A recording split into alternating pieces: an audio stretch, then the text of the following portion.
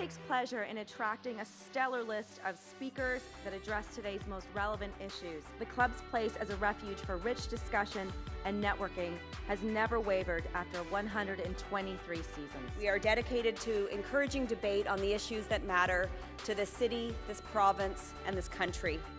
The Canadian Club is one of the most important podiums anywhere in the world that a Canadian can speak to, tell Canadians what it is that they think, develop those thoughts.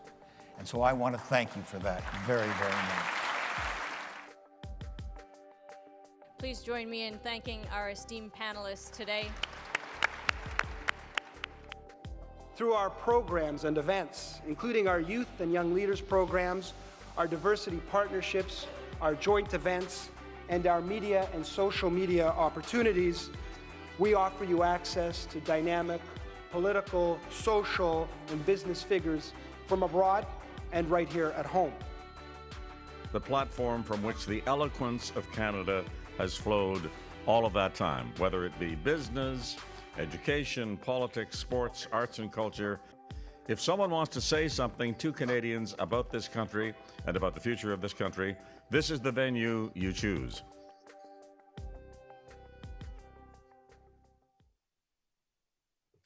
Hello, and thank you for joining us today. My name is Anita McCuitt, and I'm the president of the Canadian Club Toronto. It's no secret that when it comes to VC funding within the tech sector, women receive only a tiny fraction of all the available funding. And in fact, it can even be more challenging for women to get a loan to start up a business of any kind compared to their male peers. Today, we're joined by industry giants, Sabrina, Geremia, and Gillian Riley, who are going to share what they've learned about women in tech, as well as their tips and strategies for navigating startups and preparing for those VC funding pitches. Before we dive into today's topic, here's some information about how you can participate with us. The click here to switch stream tab helps if you find that your internet is slow. The video quality may decrease, but the audio should stay strong.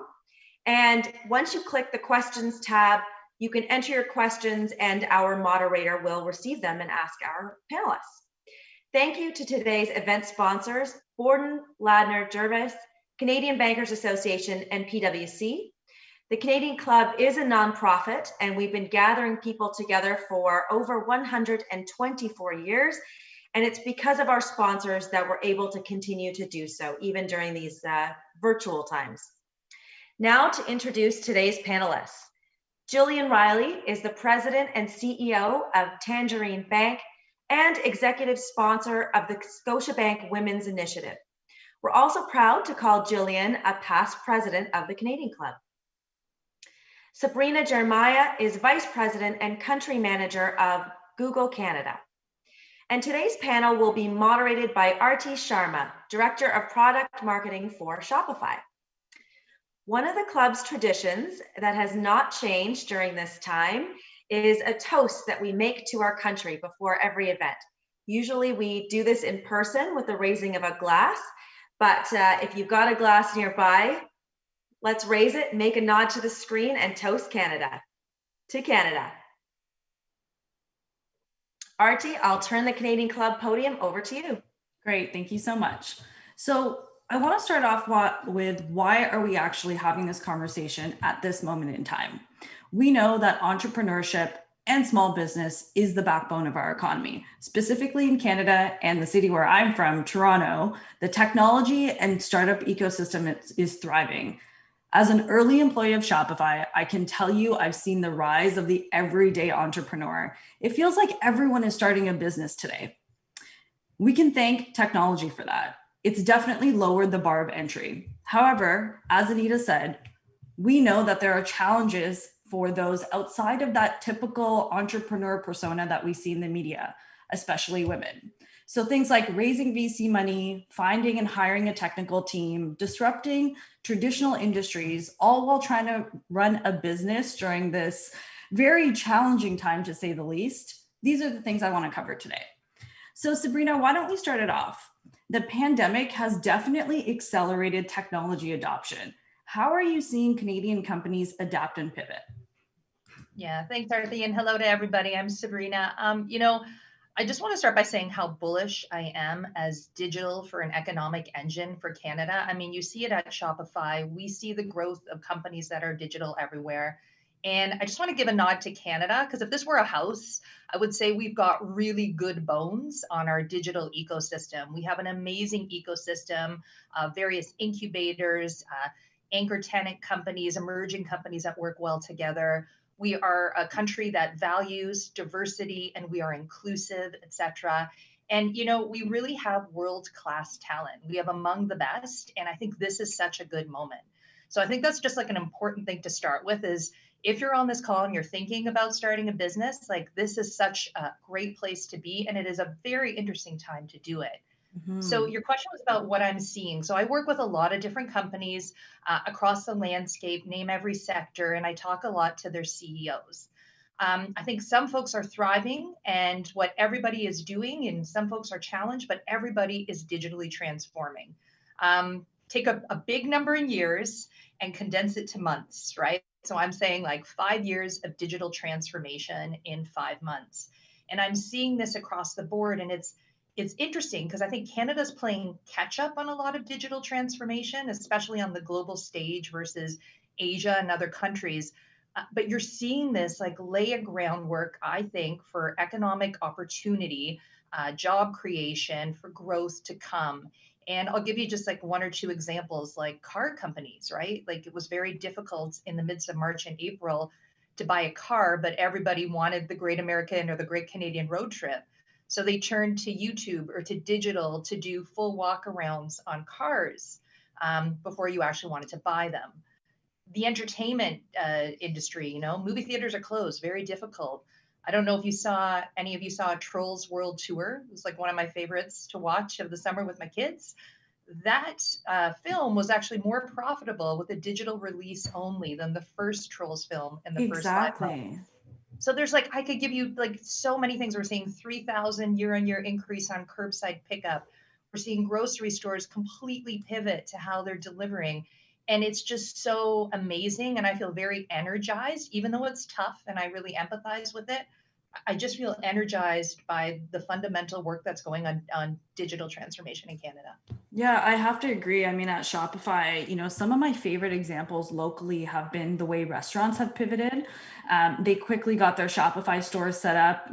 E-commerce isn't new to a restaurant entrepreneur, but the way that people were selling wine, pivoting and selling groceries, unique products that you can't actually get anywhere else.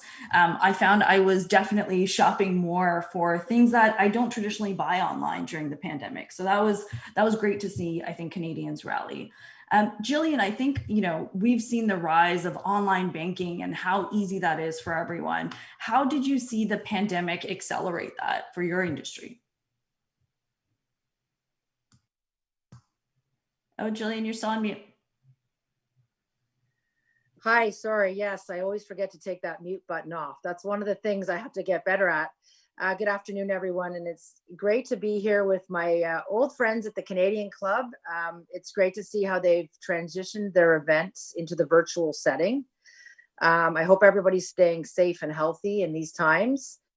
To your question, Arati, that the changes that we've seen in the banking industry, I want to just start with a word that we hear a lot. And I keep hearing this word pivot. And I know Sabrina mentioned it in her remarks.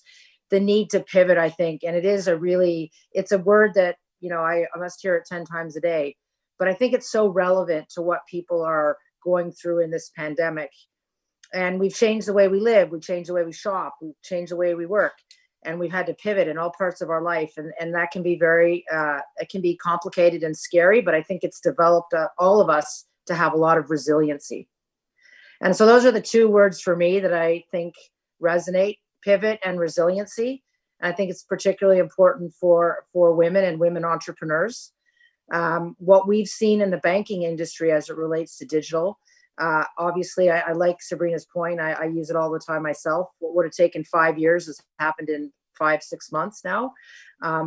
We've seen the advent of digital activity, digital payments has gone up hugely. The amount of checks in circulation has come way down. So people are using email money transfer wires in much, much greater ways.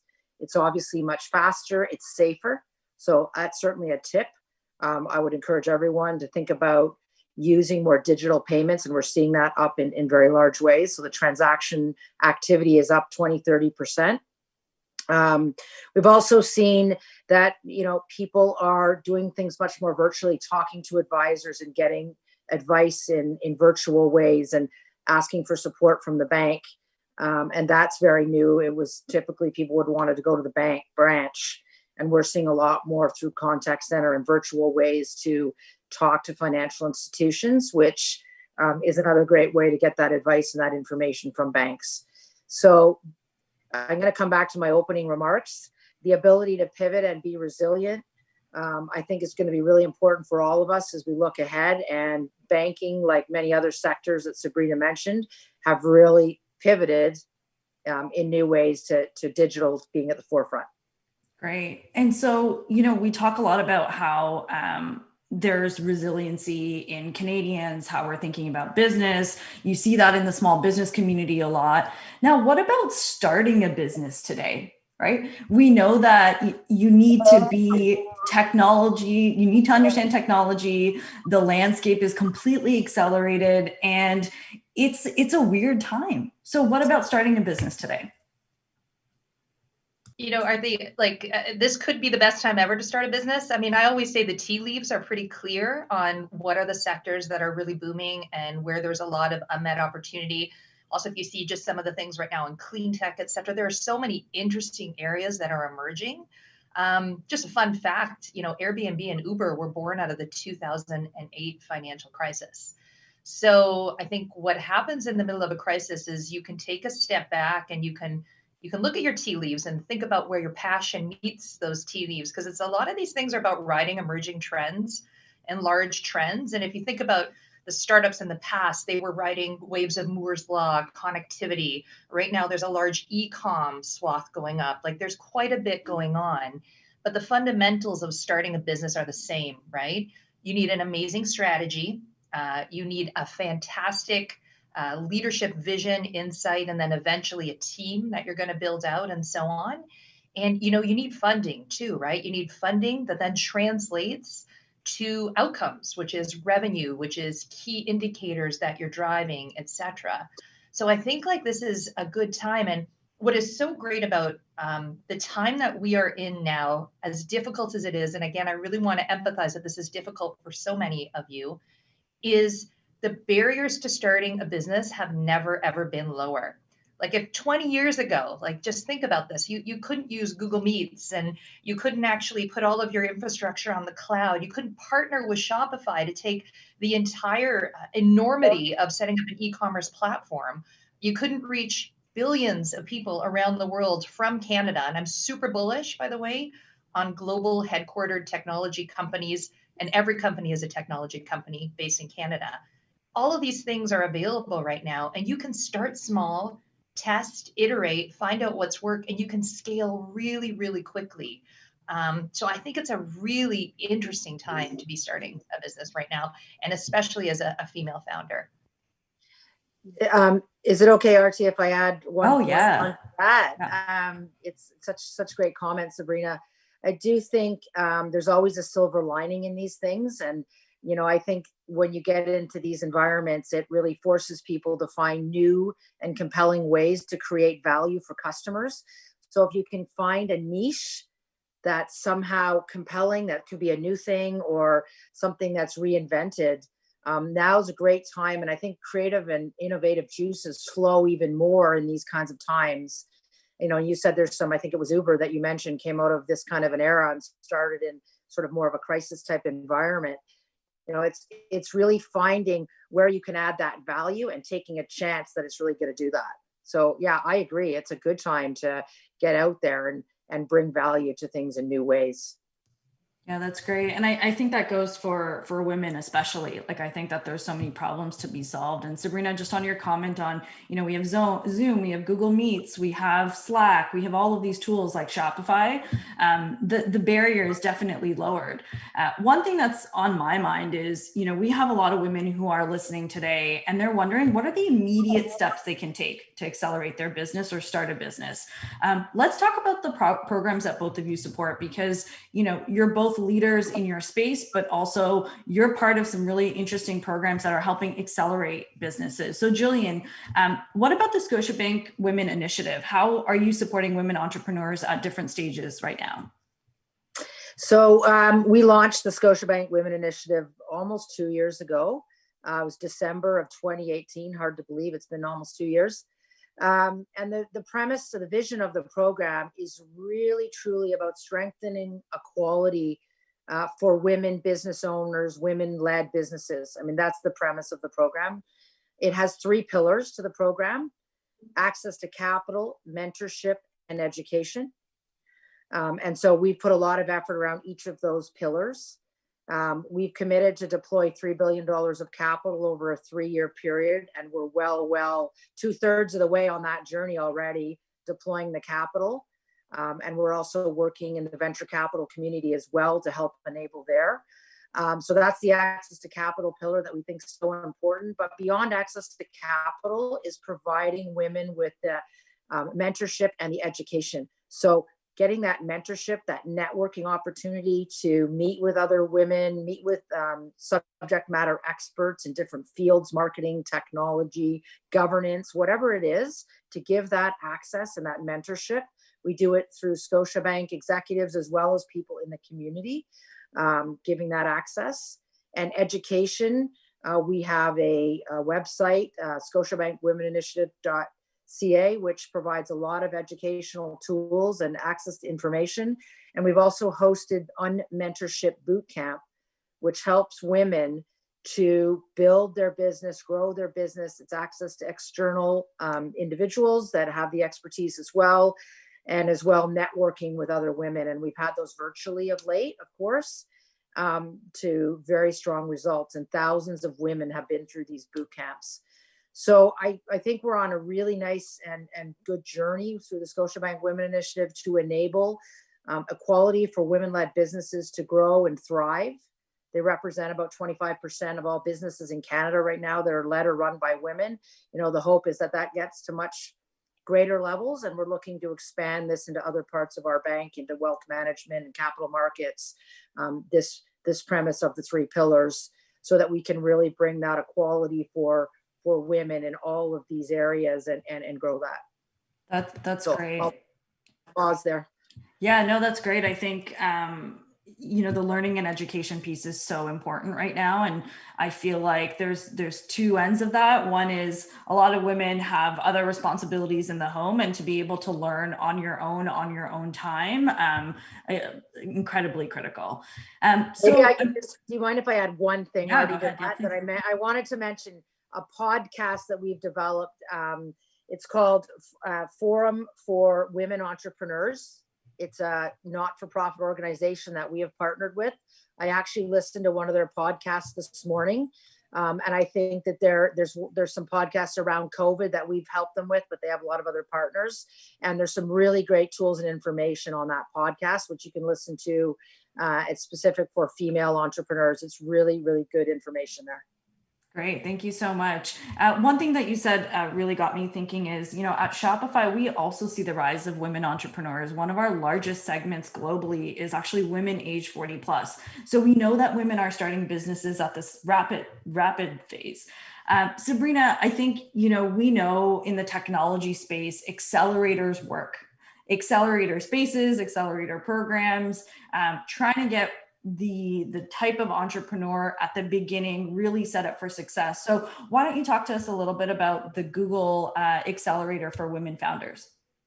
Yeah, I will. I mean, and I just want to also give a nod. We've got a great accelerator and incubator ecosystem in Canada, and I've spent time on board with everyone, and it's a really good place for all of you to start. Like, check out DMZ, check out Mars, look at what Communitech is doing, etc. There are a lot of great programs there. And so, we've been in the game in, like, we believe it's so important to our mission, right? And organizing the world's information, make it universally accessible and useful. It's about empowering diverse people to start companies, and especially women. It's a passion of mine as well. So this accelerator that we launched, it was a couple of months ago. We got over 1,000 applicants across the US and Canada. So very big demand. It's really clear that there's a lot of great ideas out there. 5 companies from Canada were selected. So some really great ones: Coconut Software, Heirloom, Livestock Water Recycling, My Intelligent Machines, and Xenia Technologies. Just like a big shout out to all of you. It's a really big deal to be selected for this. And what this is it's a cohort program where they're going to be taken through different modules. They're going to create a community together. And you've heard this a lot. Like, I think especially now, like, being at home, it's lonely, right? And being an entrepreneur is lonely. So finding your tribe and your community and being able to create that community, and then bringing in mentors and sponsors, that's what we're trying to do. But really importantly, this is really focused on giving these female tech founders the technical help that they need in areas like machine learning, product development, UX, web design, and taking them through this cohort of a community. But I just wanted to let you know, it's not just the incubator programs or the accelerators. I think at the very beginning, Gillian mentioned the great resources that Tangerine is offering. There's a couple of other things that I just want to make sure that everyone knows about. If you go to startup.google.com, this is our Google for Startups site. We have amazing resources there. It allows you to actually see best practices on how to start with VC funding, how to actually grow your revenue, all of these best practices from entrepreneurs around the world, because we do this across every market that we operate in. This is a big focus for us. And tomorrow in Canada, we do something called First Fridays. So you can look up First Fridays for startups.com. It's also on my Twitter. It's on my LinkedIn as well. And tomorrow, Arati, we're doing it with Shopify. And we're talking about the rise of e-commerce and how you can actually ride that wave and how you can partner to win and use the tools, the shopping announcements we've made at Google. So Bill Reddy is going to be a part of it. And that's every Friday, once a month, not every Friday, one Friday a month. And I think these are really great forums where you can ask questions. You can learn more about what's happening closer to home as well. Great. Funny enough, my husband is on that with your team. So both of you mentioned raising capital. I've heard it through both of your comments so far in the conversation. And we know that it's really hard to raise capital as a woman. There are so many systemic barriers. A couple of years ago, I took over our family office, Angel Investments, and our thesis is essentially you have to be a woman-led business and a Canadian, or at least 50% of your founding team has to be women with enough equity into the company. And by doing that, I have met so many great women entrepreneurs. But from seed to then raising VC capital, there seems to be a barrier, especially in the Canadian landscape. And I know that, we have some really great VC firms in Canada who are looking at their diversity practices. But I mean, Gillian, maybe you can help here and be a little bit more tactical with tips that you can provide the audience. How do you get ready for that VC pitch? How do you start thinking about that next level before you approach a VC? Yeah, I think it's a really important question for sure. I've spent a lot of years providing financing and capital for businesses of all sizes. In fact, 26 years. So I've seen a lot of different things over a lot of time. One of the reasons I started the Scotiabank Women Initiative, in fact, was because I got feedback over my years that females were having trouble getting access to capital, and so I did a lot of research on that, and that's how the program really got founded. The things that I think are good, I mean, I could give a lot of different information here, but I'm going to try to stick to some key things that I think are really important. Obviously, the content of what the business is, what the niche or the opportunity or the solution that the business is solving, the market that it's operating in, its competitive positioning. Those things are really important. And I think that's the baseline that you need to think through as you're making the pitch for capital of any sort. That part is a basic, like having the story developed with the competitive set around it, that the market, the market it's serving is really important.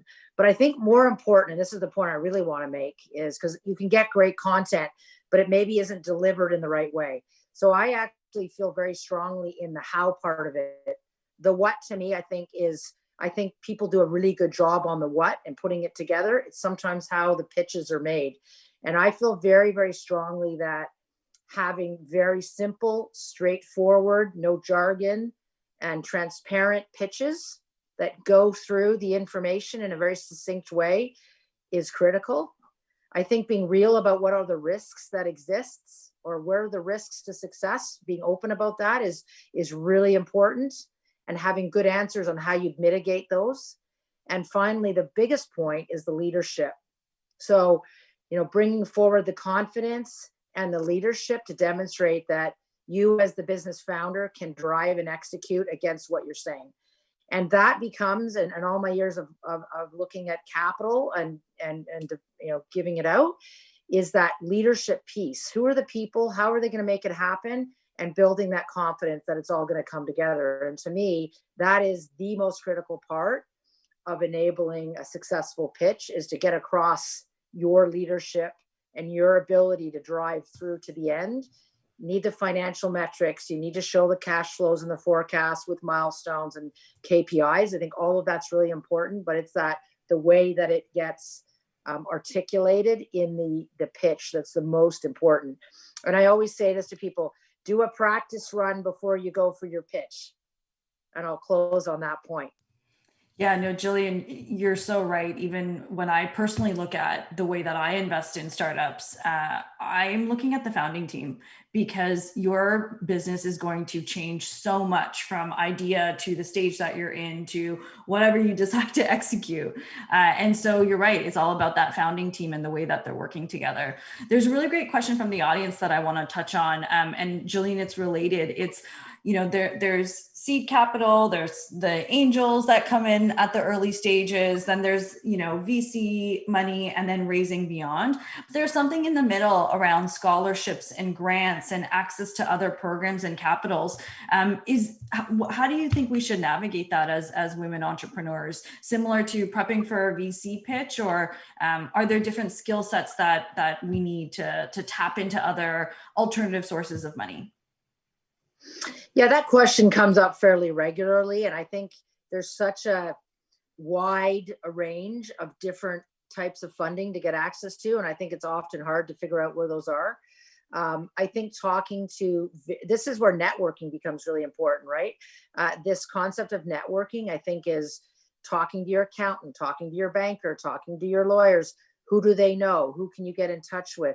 Government programs on the government websites, the business development, the BDC is another, and the EDC, the government-backed programs. I know finding those places through your networks, I think, is the most critical way to get there, because I think getting a referral into some of these opportunities and funding vehicles is really important to get access and understand how these things work. You're so right. And I think, one of the questions from the audience is, how have you seen the learning landscape and employee training change? But I'll add to that, how are we seeing the networking landscaping change when everyone's at home?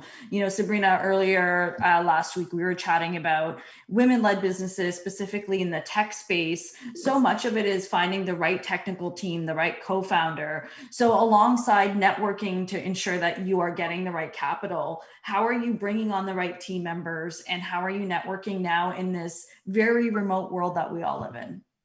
Yeah, I mean, like Bill Campbell, he's like the $1 trillion coach. They just, Eric Schmidt just re-released his top learnings in COVID, and it's just people first, right? Team first. Like, businesses are made by people. It's the technology is not what it is. It's the people being able to use the technology to create economic and social and other types of impact and value.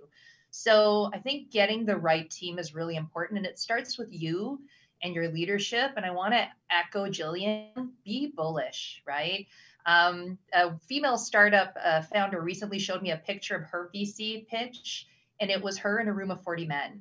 And just be prepared that it may be like that, unless you're going to some amazing program like Arati or Michelle McBain at Mars and what she's doing. But this is a little bit the reality of this. So it's your leadership and the amazing people that you hire and your ability to convey the value that you're driving. And so really believe in yourself and the people that you have around you. And look, I am I have a very strong passion about skill building, and specifically technical and digital skill building for women. And I want to all say to you, please don't be uncomfortable. It's sort of like that thing where when you were little, maybe you were told that girls were not good at math. It's just absolutely not true. You do not need to be a coder to be a business leader in technology. That is not my background, right? What you need to be is insatiably curious and just always on it and always learning, right? Like I spend hours constantly learning about tech and technology because it's required for the role. And I think now is a really good time to do this. There's a lot of good resources, again, on Google for startups. We have Grow with Google. There's amazing things out there. But you've got to invest in your technical skills. But what I call it is the unicorn is EQ meets IQ. It's technical skills meets emotional intelligence and the ability to really actually relate to people and communicate and so on. And I am not gender deterministic about this. Everybody has certain things that they need to grow. But I will say is that leadership is a journey, and you need to continuously invest in this, and you need to invest in the skills of your team. And there's just a concerning stat that I'm seeing right now. Like right now, investing in skills is a no-brainer. It's the best investment that you're going to make across the board. And KPMG just surveyed all the CEOs in Canada, and only 16% of them are planning to increase their investment in the skills of their people. That's not enough, right? Everybody needs to grow their digital skills. You've even seen it in what the federal government is talking about. This is our economic engine for the future for Canada. You're part of this, right? And it starts with understanding the tools, not being afraid, diving in, rolling up your sleeves. And then if you're a leader of a tech startup, you got to invest in the skills of your people, EQ and IQ.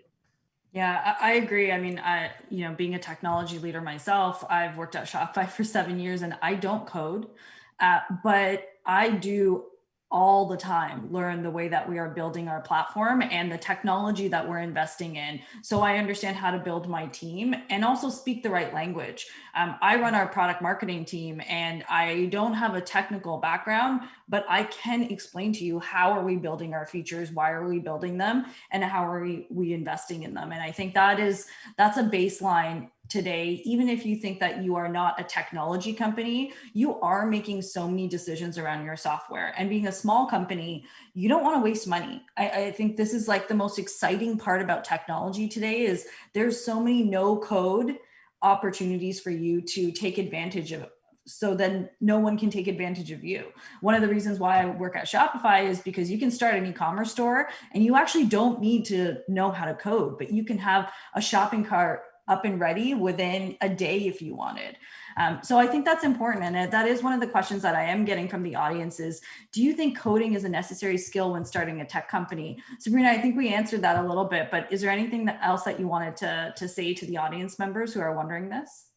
Well, look, there's partnerships like some of the fastest growing companies are built on other people's platforms, like Article Furniture and, using Google search to find customers all over the world, all these e-commerce stores based on Shopify. However, you do need technical skills on your team if you're starting a technology and if you're building IP, absolutely. One of the risks that I'm also seeing, though, is a lot of time the CTOs, we need more female CTOs in Canada. So I would love to see some amazing, the next generation of female coders turn into the next generation of female CTOs.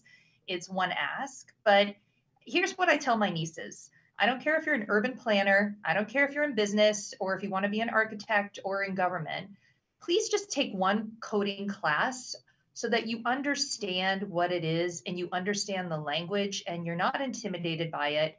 And you know what to hire. You don't need to know it, but you need to understand what you're hiring for. So I think it's a language, right?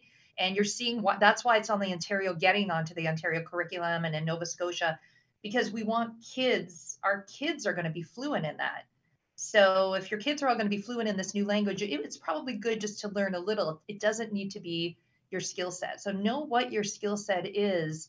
And Arati, I really loved what you said about this. I actually sometimes think there's a value in not being over technical, but being insatiably curious to the right level of depth of technical understanding, because you can explain it in plain English. And I think that that is where a lot of value is created. Yeah, and that's where I think you build confidence and that intimidation factor goes away. If something seems like it's too technical, if you can explain it in plain language, it's going to be good for you and your team members and whoever you're working with. So definitely, I'm a huge proponent of that. We talked a little bit about coding classes, and I'm going to plug Juno College here and Canada Learning Code, because I think that they're doing a phenomenal job of starting off with smaller classes and then maybe doing a boot camp if that's something that you want to do, if you are building a more technical product that you want to sell out to the world. So, Gillian, we're talking a lot about education here. What about the learning landscape and the educational training for employees? If you have a team, how are you doing that remotely? How do you think women entrepreneurs should invest in that for their team members? Yeah, that's a great question, Arati. We're finding new ways. I like the idea of coding, and as a woman who's past 40, and didn't grow up in that, I think this is opportune for everybody to kind of understand these things. What we're doing for our teams, though, the things that we're thinking about is we're even as much as just training people on how to use all these tools that we're all now using. I mean, we're big on Microsoft Teams and Google and other tools that are out there. And, it's training people on how to use them appropriately, how to use them properly. We have agile engineering teams that are putting together launches and products, how to be whiteboarding. We had all the sticky notes on site. Now it's figuring out how to do that on whiteboards. So we're doing a lot of work on training our teams to be able to work remotely and do that effectively in agile ways, because it's a little more tricky to do that. So we're spending a lot of time on that. We're on our entry programs. We're looking to bring in females into the starting programs that we have at the bank in greater ways, so that we can build them up to be future leaders in the technology and CTO. That's been a big focus for us over the past year. So those are some of the things that we're immediately focused on in terms of training and building our staff, which I think is important. Yeah, that's great. I'm just coming back from mat leave. I've been back at work for a month. So I think everyone around me is a little bit more into remote culture. I'm still struggling with where's the mute button? What's going on? And I gotta say, there's nothing I miss more than jumping into a room with a couple people and whiteboarding out what's going on in my brain. So I'm definitely trying to figure out how to do that on a regular basis remotely. There's so many tools out there in technology, but the almost the motion of a whiteboard and with that sticky notes and the energy that you get with your team, it's hard to replicate that. And so I think, I'm trying to understand what all those tools are. Maybe I'll put a whiteboard right behind me to get that same energy going. There's a great question from the group. And I think, we have been talking about how businesses are thriving, but also how difficult it is. It's hard when we talk about, gender, in terms of what is better, being a woman-led founder. I think that there are some gender norms around the way that maybe we run companies. And so this question kind of stuck out to me from the audience that says, how do you see women-led businesses thriving differently? I'll leave that to both of you. I think we have to be so careful with gender determinism. I really bothers me, because if you call it one way, it can be called the other. I would just say play to your individual strengths, right? And build a great team around you. And, if your EQ matters a lot, your ability to communicate matters a lot. These aren't anecdotal skills that are less important than being, an amazing coder.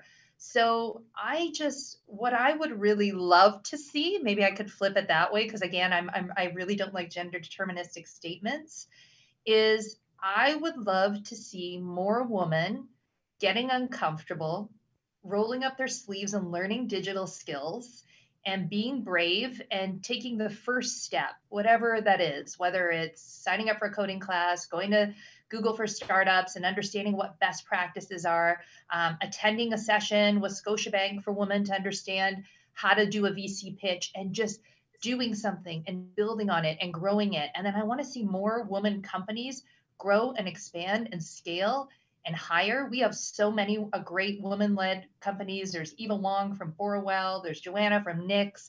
Like there are so many fantastic women in Canada right now leading companies. And I just have the pleasure of kind of knowing some of them and seeing them. And they're amazing leaders. And we just need more of them. And I think the impact you want to make on the world is yours, and it's yours to own. And we all want to see it. So don't let your gender or a norm hold you back from that. I totally agree with that, Sabrina. That's incredibly well said.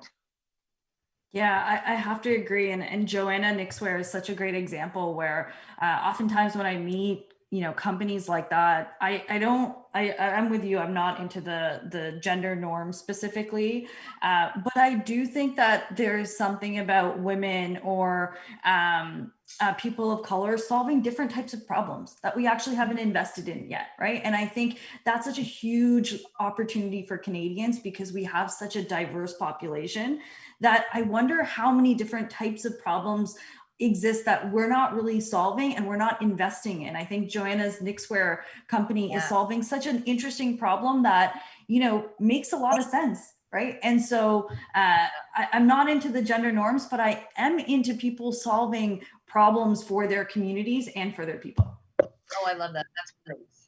Yeah, if I could just build on that for just a second, because it is such a great point.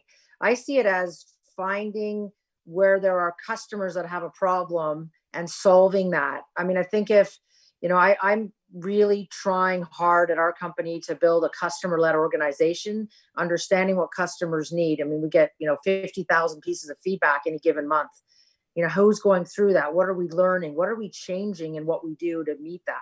So how do we take that and start up a business or go find a problem, as you say, in our community or in this group of customers and be bold enough, like Sabrina says, and go after it?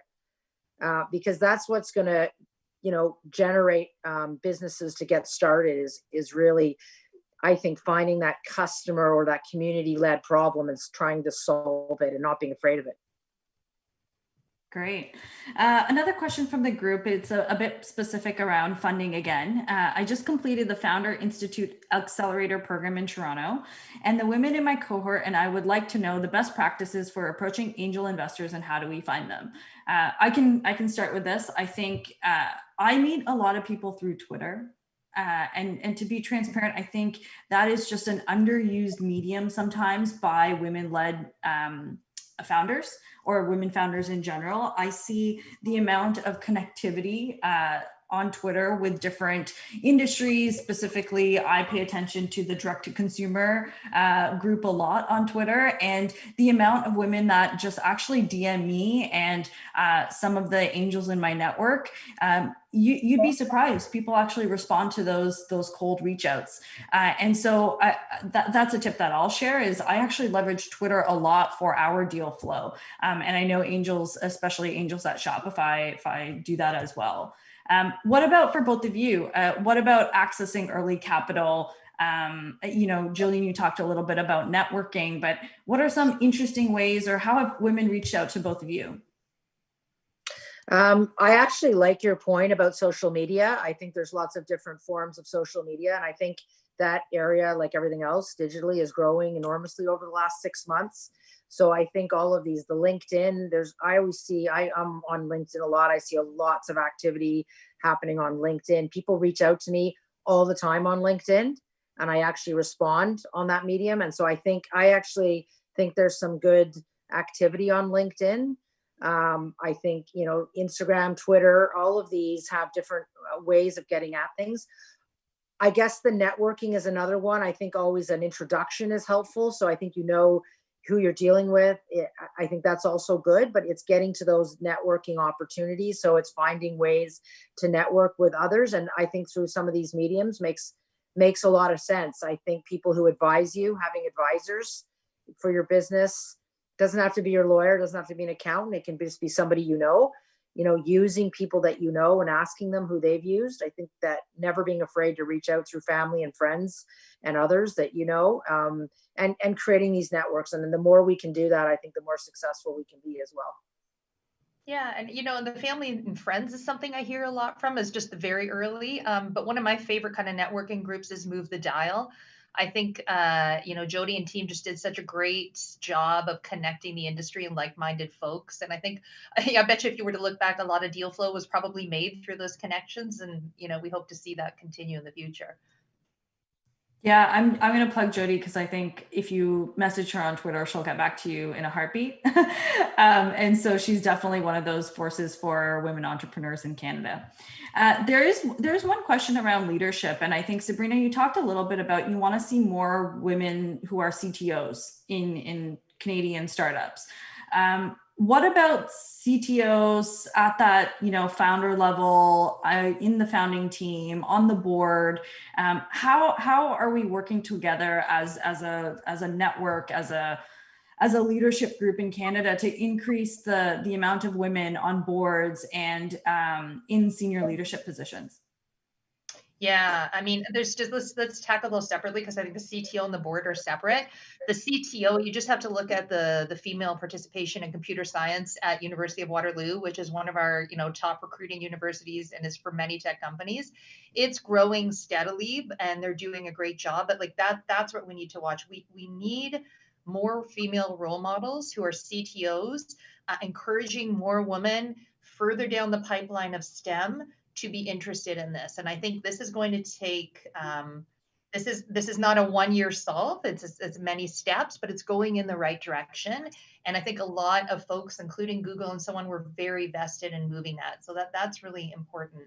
I think on boards, I think this digital acceleration that we're seeing right now, the boards need to digitally accelerate as well, right? And if you look at the composition of boards, there needs to be a digital expert on every board because you are making strategic investment decisions, understanding skill set competencies, looking at strategic recommendations. And if you're a digital business, which everyone is, there needs to be more of a skill set. And I would say tendentially, on the larger boards, it's probably less of what is prevalent right now because a lot of the skills there are from, pre-digital acceleration in Canada. So I think we will see this shift over that more and more that will be a skill set that's a prerequisite for a board. And I think that's a great opportunity for females on boards as well who have the skill set. I think it's a fantastic opportunity and much needed.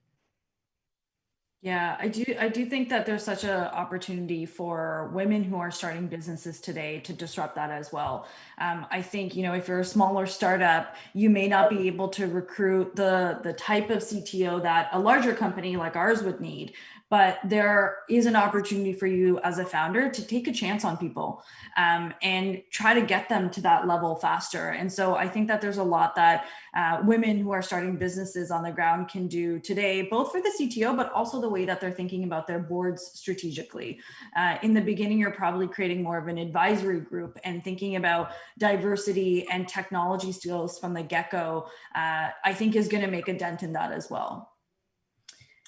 We are almost at time. I wanted to leave time for one last question that I have for both of you, which is young women. I think that, we have so much that we can offer to young women who are just getting started, who are graduating, who have maybe not taken the path of university or college, and are out there who are ready to start businesses. What is one piece of advice, and try to keep it to one, but if you have more, that's fine, each of you would give to young women out there who are starting businesses? I guess I could start, and I'll be very brief. This would be my 3 words. Don't get discouraged. Keep going. I guess it's more than 3 words. Follow your dreams. Yeah, be bold. Yeah, be bold, and don't think of leadership as a destination. Treat it like a journey and always work on it. And don't compare yourself to others. Just build the team around you that makes you deliver as a team what you need to, and don't feel that you need to be everything. I just think you can do it. Just have confidence in yourself. Oh, I love that. Yeah. Sorry, Gillian, go ahead. I was just going to say, I read a quote that I wrote down here that I read the other day, and I keep it with me. I think it's actually very relevant to what we're all feeling and going through right now. And it says, resilient people immediately look at the problem and say, what's the solution to that? What is this trying to teach me? Oh, I keep that handy. I love that. Everyone should write that on a sticky right in front of their laptops. All right. So thank you both so much. This was such a great conversation. I think that there were so many nuggets of information, both very tactical, which programs to look out for, which social networks to use, but also high level thinking about leadership and how we can be more bold as women entrepreneurs. Thank you both so much. I am going to give it over to Phil, who is going to give us our closing remarks. Thank you very much for passing over the microphone to me. I think we can all agree that this was an excellent and important discussion. Guests, thank you for engaging with us online today. My name is Philip Tardif, and I'm a director of the Canadian Club of Toronto. Gillian and Sabrina, thank you again for taking the time to share your insights and perspectives. And Arati, thank you for your thoughtful moderation and your guidance of today's conversation.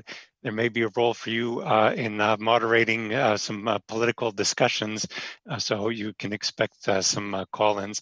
Again, to the three of you, Gillian, Sabrina, and Arati, thank you for an inspiring conversation. Your reminders of the importance of startups and the crucial role of Canada's women entrepreneurs in our community and ecosystem should be front of mind for all of us.